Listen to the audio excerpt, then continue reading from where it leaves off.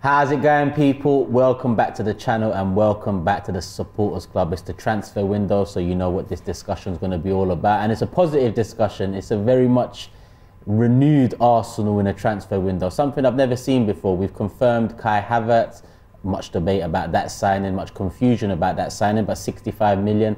Timber soon come as well, around the 40 million mark, and the big 105 million fee agreed for Declan Rice. That's potentially 210 million spent in the first 3 weeks of the transfer window. Chris, Julian, welcome back to the Supporters Club. And Julian, it's been a little while. How you been?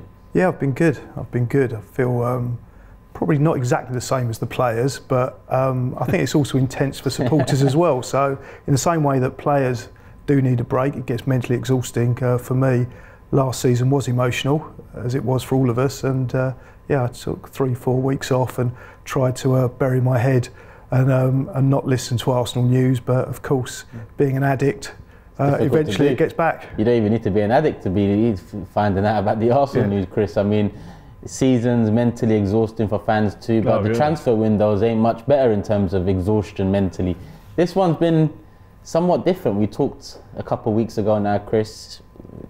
Quite frustrating at the time because it seemed like we was dilly-dallying with our business again, but only 10-14 days later we're on the verge of 3 signings, 210 million spent, and it's just coming up to July. I think it's wonderful, Turkish, and you know why? Because they're trying to get all their business done in time for when they go to America. So everyone's on board for pre-season, so that means we all should get off to a really good start. So it's very important.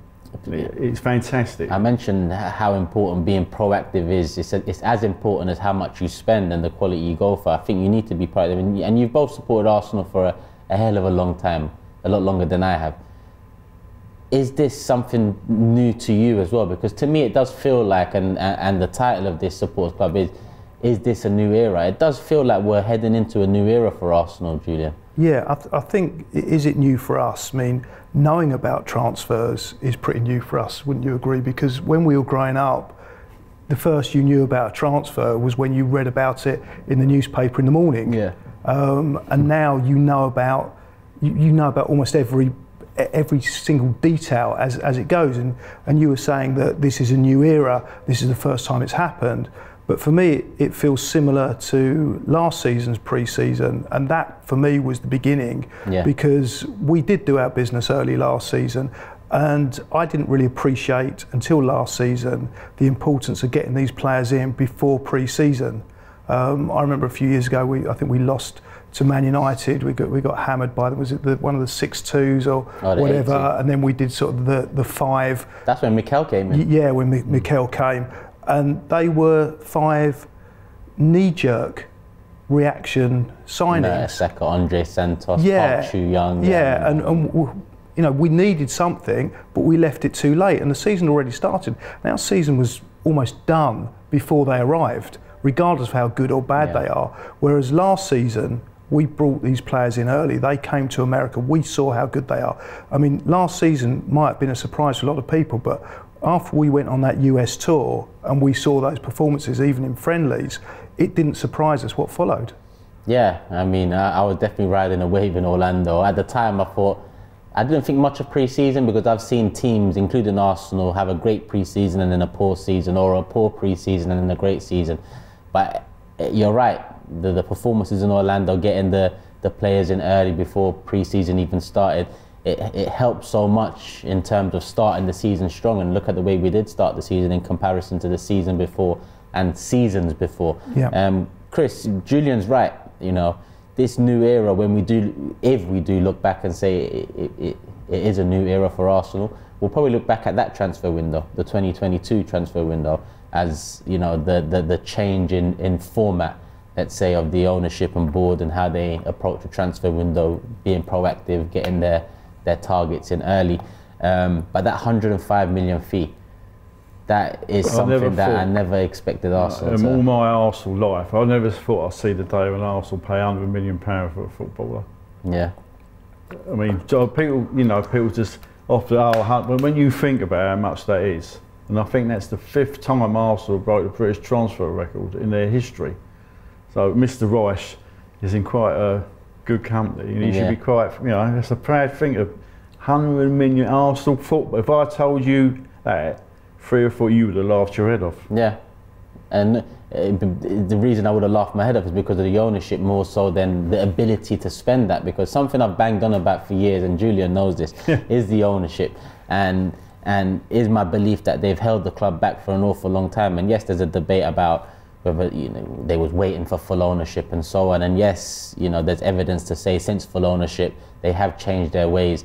I'm also looking at since the Super League fallout, the change has become more prevalent, and there's a better direction to it all. But Arsenal have always, in my opinion, been able to do this. We've just never done it.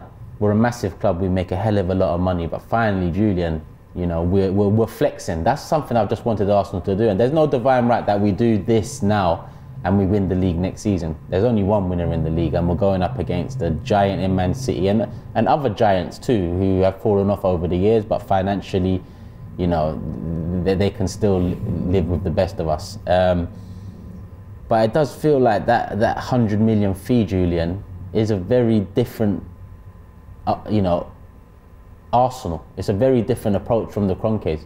Yeah, it almost takes any excuses away, because I think it's undoubted now that the Kroenkes, whatever you've thought of them before, in the last couple of seasons, that they've put the money down.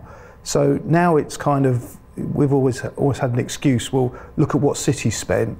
Look at what, we can't compete with them financially. Yeah. But this time we've come up head on against City, and it looks like, I mean, it's not done yet, so we can't sort of exactly count it, but it looks very likely that we've come up against them financially and they've backed down, and we've beaten them financially. So then that takes away one of our big excuses on why we haven't won the league, because we haven't been able to spend the money. We've been hamstrung by the stadium. And it's not the case anymore. If you look back throughout Arsenal's history, yes, we've spent money on players. I think you mentioned that, you know, we've broke the British transfer record. Was it 4 times? This is the 5th. About 4 times. This is the 5th time. I think the last time we broke it was for Mr. Bergkamp, 7.5 million. And I think literally a few weeks later, Collymore went from Forest to Liverpool for 8.5. So what those two examples show is that you can spend money and it work out amazingly well, hence the Bergkamp example, or you can do a lot of money on nothing. Yeah. So just because we've spent this money doesn't guarantee success. I mean, Rice could break his leg in the first game and never be the same player. He might not just fit. It looks like he fits. He fits the bill. Is exactly what we need. But the other side of it is, if he's playing, then someone else isn't. And that midfield, it was a great midfield. I mean, Partey was fantastic. Xhaka had the greatest season he's had. He was really good. So we're taking out one of our top performers and replacing them. So again, there's a risk element there. It would appear that it's a good gamble, but we don't know. None of us has got a DeLorean. Remember what Arteta said? He wanted to nail it this summer. Yeah. Well, that's enough. I think they're nailing it. But he also said he would go away and look how what went wrong towards the end of the season. Yeah. And well, Julian's point about it, I think the midfield went wrong towards the end of the season. Did. Yeah. Partey, I don't know what happened to him. After the international break, he was not the same player. Yeah. Xhaka was playing with an injury at the end of the season as well. Saka played with an injury, but that was down to overplaying. Yeah. So, and another point Julian made, with all this expenditure comes great pressure. And we will be under big pressure next season. Yeah, and it's because, like Julian said, there is no excuses anymore. But this is what I've been waiting for. I always said that once we get back into Champions League, there'll be no excuses for this ownership to really invest and really kick on from here. And in the first few weeks of the first window back in the Champions League for a hell of a long time, they're actually showing that. But that leads to no excuses, and you know, that's how it should be. Because I think having preempted excuses means there's a lack of belief there. And of course, when you're going up against City, there's always going to be that, you know, lack of belief, because they are such a well-oiled machine. It's not just financially that that they are where they are. It's because of good decisions at board level, good decisions putting Pep in charge and getting him what he wants. Over the years, he's created something special in the Premier League. So it's still, climbing a mountain, regardless of 100 million British transfer record fee and all of that. But this is where we want to be as fans. When was the last time, Chris, Julian, I'll ask you, when was the last time we headed into the season saying we have to win the league, or we have to challenge for this league? You must go back. You got to go early Wenger years. Early, yeah. You got to go that far. Yeah. Probably 98, 99. Yeah. After having won it in 97, 98, it's probably 98 where we said, let's go win it again. Yeah, I mean, I'd say it was after the Invincibles that we thought that was the start of dominance. In fact, that was the beginning of the end. Mm-hmm. Well, that was the stadium, Joe, wasn't it? Yeah, it was. Yeah, it was a different. We had different perceptions then. We had different expectations. We had to sell a player every summer for £30 million. That's how Wenger. That's what he was told to do to pay off the stadium. That's why he says that era, though we didn't win nothing, he still looks upon that era of keeping us in the top four as his greatest ever achievement. Yeah, I remember him saying. You must, remember that. I remember him saying. Listen, you've mentioned Xhaka and Partey as well, and I'm going to kind of move the conversation onto them a bit because Declan Rice comes in as a midfielder. I think none of us expected Xhaka or Partey to be leaving the club. I know the Xhaka news broke towards the end of the season, but I remember a season, was it the 2013 summer transfer window? And it's not like for like comparable to this one, but we signed Cazorla, we signed Podolski, Van Persie was coming off his best season in an Arsenal shirt, and a few weeks later, if not a month later or so, Van Persie gets sold to United. So I remember feeling so good about where we was going with Van Persie having had that great season, Cazorla and Podolski being added, and thinking to myself, yeah, with Van Persie banging 20 plus, Cazorla and Podolski added, we can actually do something this season.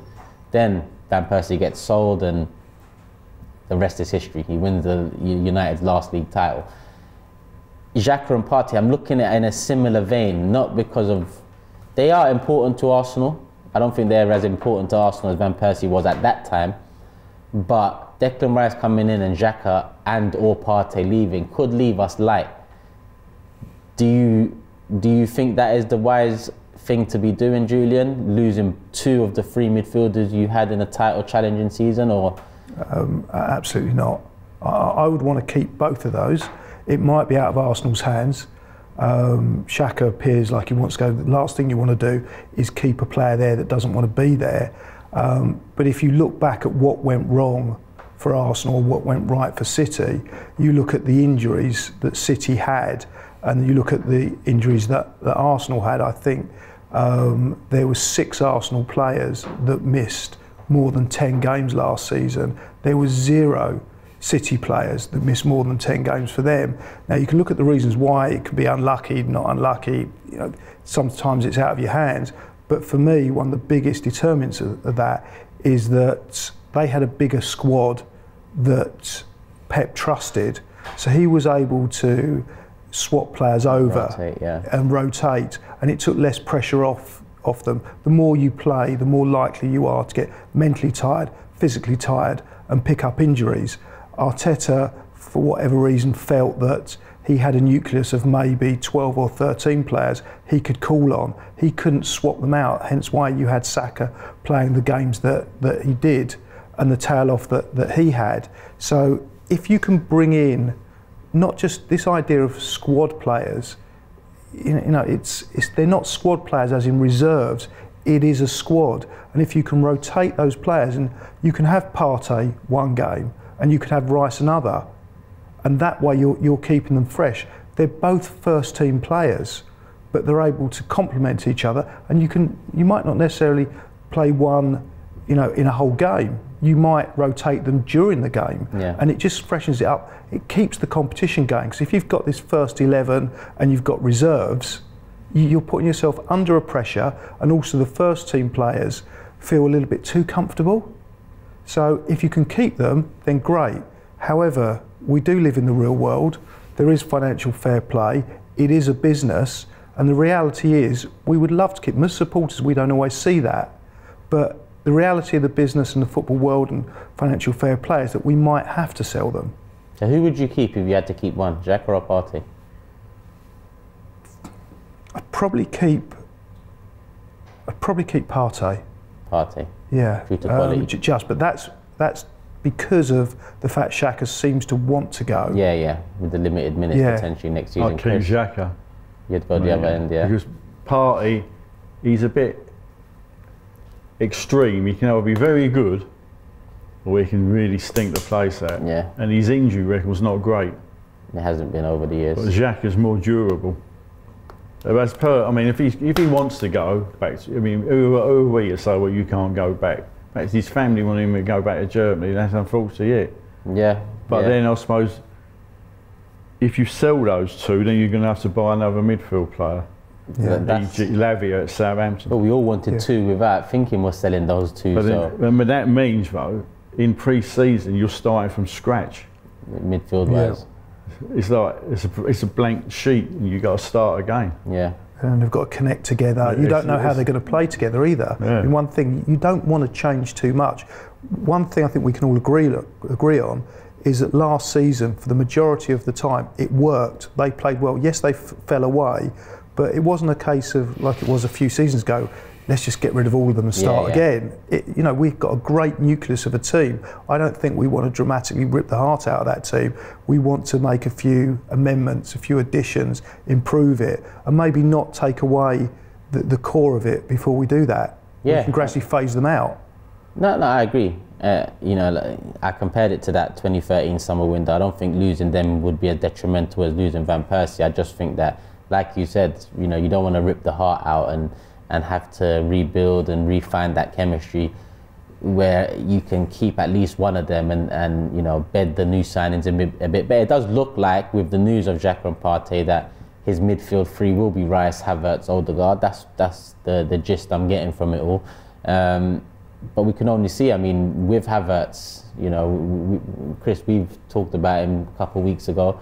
Very surprised at the link. Julian, don't know if you know much about him, being a Chelsea player, but what do you make of that signing, 65 mil? Well, so when I saw the size of him, my first thoughts were, great, we've got that target man that we've always wanted. And then I've done a little bit more research and kind of realised that he doesn't seem to play in that position. That when I see a 6'4", what I consider a striker, I'd stick him in the middle, and he's what we're missing. But the more I read about him, and Arteta's quote, and when he arrived, he refers to him as a midfielder. Yeah. He'll be there to strengthen the midfield. So I am confused, because for me, I wanted that profile of a big striker, that different option. I thought we're a little bit too predictable, and now everything else is telling me, including Mr. Arteta, that's not where he's going to play. Yeah. So I am confused by it. Especially when you think you're going to Smith Rowe's midfield as well, isn't he? So it makes me think Arteta's going to bring a striker in. I hope so, Chris. I still think we need that. Because you got Eddie or Balogun. Yeah. And I still think they won't be. I think they'd be stupid to get rid of Balogun without seeing how he does on the pre-season tour. And also, he's the face of the American football team at the moment. Yeah, which you'd think Mr. Kroenke loves all that. 100%. I was about to ask Balogun or Eddie, but it seems like you're going with Balogun. Yeah. Julian? I'd go with Balogun. I haven't seen enough of him. He's obviously done really well in the French league. When I saw him playing for Arsenal, I wasn't overly impressed, but he was very young. I went to that the first game of the season when he started at Brentford. Oh, yeah. And he was poor. He was bullied out of it. But then so were most of the team that night. I've seen a lot of Eddie. I like Eddie. There's nothing about him I don't like. I just don't think going forward that he's going to be the answer. He's just not quite good enough. He's a good squad player. He's good to come on. He's good if we need him for the League Cup or the FA Cup. So if we're looking to improve the team, then I would say that I'd have Balogun. But again, I haven't seen enough of him, but I've seen enough of Eddie. Yeah. No, I agree. But I think Balogun needs to be the one. I think Eddie's had chances, and for me, hasn't lived up to not necessarily expectation, because I haven't expected much, but lived up to maybe the trust put in him by both Arteta being a little bit fans. fair to him, when Jesus was out, he did lead the line well, you know. Initially. Yeah, I know. Initially. Then he got replaced by Trossard in February, and he didn't see the team but again. He was injured at the wrong time for him. Julian, I mean, there's money to be made there on him because there are a lot of clubs in for him, funny enough, including West Ham. Yeah, and it was a good move to put him on that contract, because I think now for a striker, you know, that's one of the biggest money generators, is to sell a striker that's half decent. And whatever you say about Eddie, you know, he's not world class, but he's definitely half decent. Oh yeah. Yeah, I might agree with half decent. I might agree, but listen, until we managed to get a fee for him, I don't know about that contract was the right thing to do. But we'll see. If we get a good fee for him, then you know, as always, I'll hold my hands up and say, we did a good job there. Yeah, well, if you do the maths on that, it's 100 grand a week. So he's earned 5.2 million last year. So anything more than 5.2 million, we've had a result on, and I think we'll get more than 5.2 million for him. Just over $1 million a goal. Yeah, but then if we sell him for 10 million, we've made 4.8 million on that contract and got the goals for free. Well, then when you paid 5 million for him over 2 years, and that means you take that off the fee, and yeah, well, that's what I'm doing. Breaking even. I minused it off the 10 million. Let's forget all this business talk. Let's talk about the increased expectation now, because that's what it is.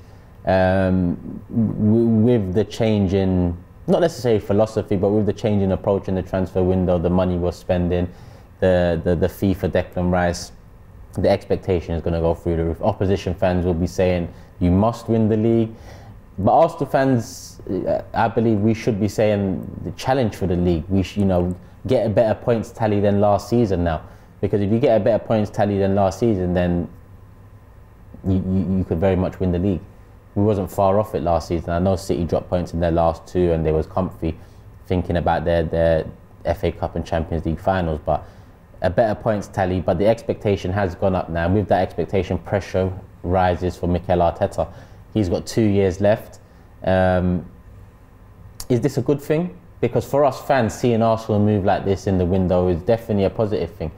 But in this new age, because I've seen Arsenal win things, we've all seen Arsenal win things, but it wasn't in the social media age. No. There wasn't the pressure that there is now, because everyone has a chance to give their opinions, whether it's through YouTube, whether it's through Twitter, whether it's through Instagram, any which way. So increased pressure is a lot more difficult to manage in this age than I think it was then.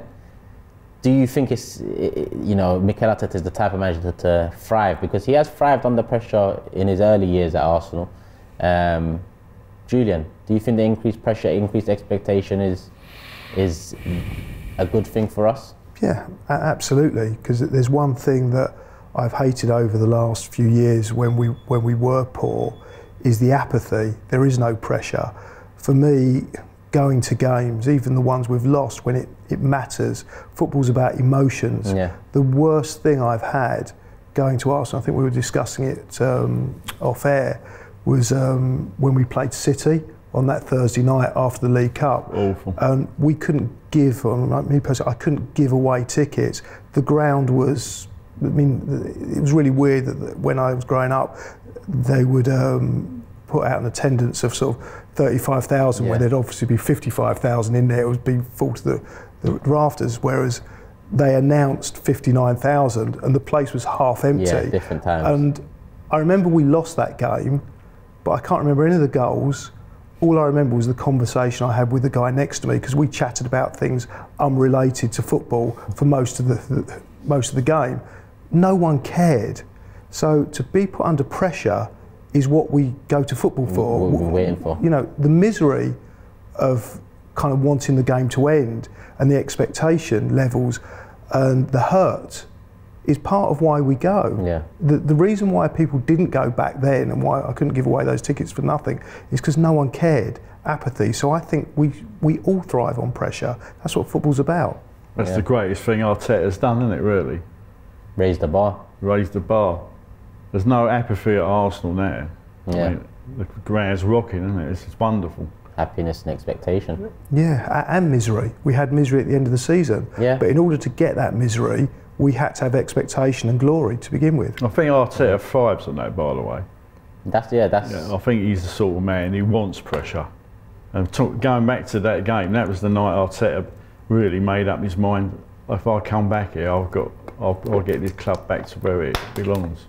And for me, he's the catalyst of all this. Yeah, about that. We were talking on FANZONE the other day, and one fan sent credit to the Kroenkes as well, and for all the change, and they do deserve some credit. But if I'm looking at the catalyst of all this, I feel like Mikel Arteta's come in, demanded from the players, whether it's the players he had coming in or the players that he's brought in, and he's demanded from the people above him, whether it's Edu, Vinay, Tim Lewis, Kroenke, whoever it is. They reckon that when he speaks to a player, he spoke with Rice and Timber and Havertz. They've all said after spending half an hour with him, there's only one place they're going, that's Arsenal. So that tells you something, doesn't it? And add to that the contracts of all these young players. Yeah. It's not the first time they're signing, it's the second time they're signing under Arteta. So yeah. So if he was just a one-trick pony and could speak well for half an hour, they wouldn't be signing. They've had personal experience of him for years. Yeah. No, I mean, he's the best young manager about. Oh yeah, because there'll be a lot of clubs sniffing around him. 100%. I said it the other day. I said, whether he's successful at Arsenal or not, he's going to get another top job after this one. That's for sure, because he's shown enough football now to. But I don't want him. I think we got to get him on a new. I don't want him to go yet, mate. Yeah. At least another. Do you think now would be the right time? 2 years left. 2 years. Another 3 on top of that. Yeah. 5 years. But contracts mean very little, don't they, these days? Yeah, I know, but it just means extra compensation. Actually, the money that the managers get paid pales into insignificance of what the players get paid. So even if a club's coming to buy out the contract, it's not going to be, it's not going to be prohibitive. It's about giving him that environment that he thinks is going to thrive, and hopefully we can have another Arsene Wenger on our hands. And when I say that, I'm talking about the longevity of the stay and the stability rather than the last 10 years of Wenger. Because this contract he signed was on the back of 3 defeats on the trot. I remember. Yeah. And when he couldn't believe it. He was surprised, Apparently he was in tears. He said it in the press conference following that. So, he couldn't believe the trust. But we mustn't, I should think PSG, Barcelona, Real Madrid and Man City will be in for him. Yeah, but then none of those teams would show that kind of commitment. All those teams, maybe take City out of the equation for the moment, but the other teams you mentioned would just be hire and fire. Oh, yeah. People don't stay there long enough. And I think, money is important to everyone at work, but what's probably more important to a guy like Mikel, because ultimately, wherever he goes, he's going to be a very rich man. Yeah. So what you want is to know that you're comfortable in that environment. When I say comfortable, that you feel loved and respected. And I think what they did, the Kroenkes at that point, after the 3 defeats, and to then reward him with a contract, shows a difference in approach to Barcelona or Real Madrid, where you'd just be out the door. Under any of those clubs you mentioned. If he had some of the runs he had at Arsenal, Lyon, at those clubs. No, you wouldn't have had the faith, I know. And it's the human factor, which plays a big part with people. It's not all about the money. And here we are. Yeah. Here we are. Before I wrap it up, yes or no answer. Is this a new era for Arsenal now, Julian? No, it's an evolving era. Evolving. It hasn't just started. I think it's been evolving since 2018. 18. Chris, is this a new era? Does it feel like a new era? Well, because we're spending under £1 million on a footballer, it is a new era for me. Yeah. So we've got an evolving one from Julian, a yes from Chris. Thank you for coming on as always, lads. People, is this a new era for Arsenal? Did it start prior to this, 2018, 2022 with a proactive window? Or is that 100 million fee for Declan Rice, 100 plus 5 million fee for Declan Rice, the sign that Arsenal are starting to take things a lot more seriously than we have over the last couple of decades? Let me know in the comment section below. Hit the like button. Let's get it up to 1,000 likes and show some love to the video. Make sure you subscribe, put the notification bell on, and love for the love, people. We're out. Peace. Shop for AFTV merch at shop.aftv.co.uk. Subscribe to us on YouTube. Follow us on Instagram, Facebook, Twitter, TikTok, Snapchat and Twitch. We've got content for every platform, so check it out.